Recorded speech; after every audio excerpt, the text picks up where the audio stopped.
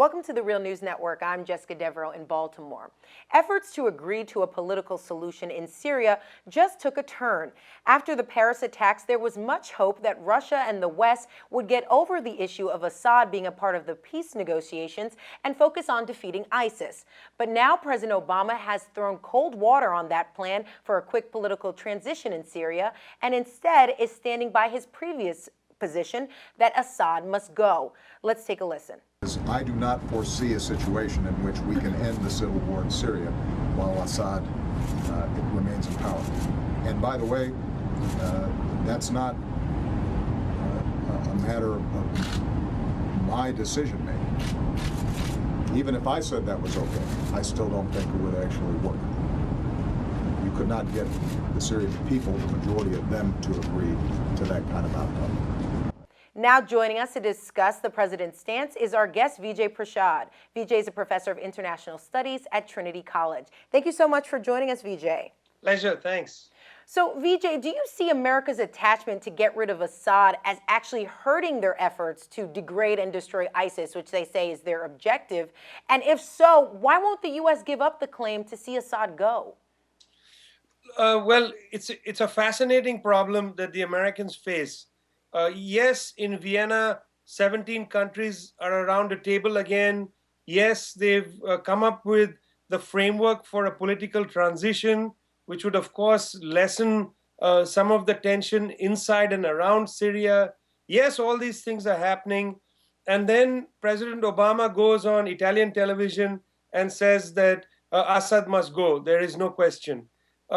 This is an interesting problem that the Americans have set for themselves. And I feel like some of this is a consequence of much broader entanglements than merely the politics of the State Department. I mean, in some ways, the United States government is channeling the kind of message coming out of Saudi Arabia, the message coming out of Turkey. These are the two close allies of the United States in this struggle. And neither Turkey nor Saudi Arabia have budged from their position that Assad must go. So it's actually no surprise that caught up in these entanglements, that the United States would hold fast to this Assad must go scenario, which goes against what has been taking place at Vienna with the diplomatic meetings and what has been happening on the ground.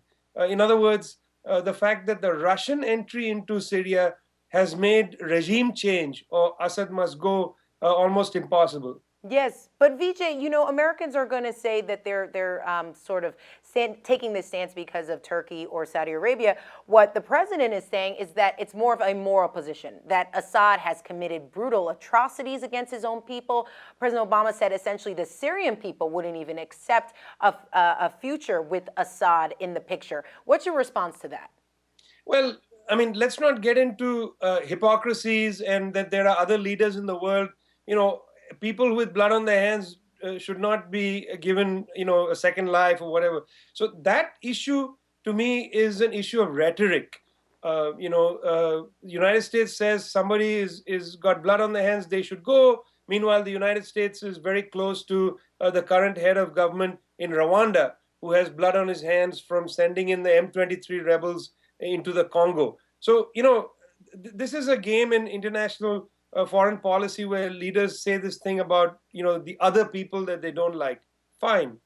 The question isn't really moral here, or the question isn't the morality of Mr. Assad. The question is that you have a country which has been destroyed. You have perhaps 250,000 people dead, half the population displaced. You need to find a practical and pragmatic approach that minimizes the suffering in Syria and starts to draw down the bulk of the fighting which has been in Western Syria, not in the ISIS area. If your goal is not to ride a white horse into Damascus, but to slow down the pace of death, I think this position of Assad must go has hindered the diplomatic conversation. I think, on the other hand, a slightly less, a dramatic position, which is what I think the Russians have proposed, which is the question of a transition. You see, what I think the Iranians and Russians have been saying for the last few years is that the Assad must go position should not be the starting point of negotiation. It might indeed end up being the final assessment that Assad will go. But you cannot start there. If you want to start there, you close off or foreclose any diplomatic possibility. So I think, either you want to be this moral champion and hold on to some kind of, burnished ideals, which we know because they are hypocritical, or you take the more practical and pragmatic issue and say the real morality isn't the crimes of Assad. The real morality here is the question of the suffering of the Syrian people. Yeah, and the suffering of the Syrian people usually isn't at the forefront of a lot of these negotiations. So, Vijay, what would be alternatives to what the United States is currently doing in the region? And especially if you take into consideration that the major goal right now is to defeat ISIS. Well, look, there are many ways to go. I mean, there's a short-term possibility that has opened up as a result of the Russian entry into Syria. What the Russians have done is they've suddenly put pressure on Saudi Arabia, Qatar, and Turkey, saying, we are now inside Syria. Any attempt at hitting us is going to have repercussions for you. So rather than, in a sense, say, okay, let's assume that your presence there has made regime change impossible, what's the next diplomatic step? Rather than do that, of course, the United States has strengthened or given false hope to the Qataris, Turks, and the Saudis. So I would say the first thing is to remove that false hope, come back to the table, produce some kind of regional dialogue, for the proxy armies to begin to draw down their sense that they can win. What has continued this war, in fact, since July of 2011, is the assumption among some of the rebels and the proxy armies that eventually the American bombers are going to come in and Libya style, they're going to knock out, the Assad army. So this false hope, I think, has dragged this war on. I think that needs to be withdrawn.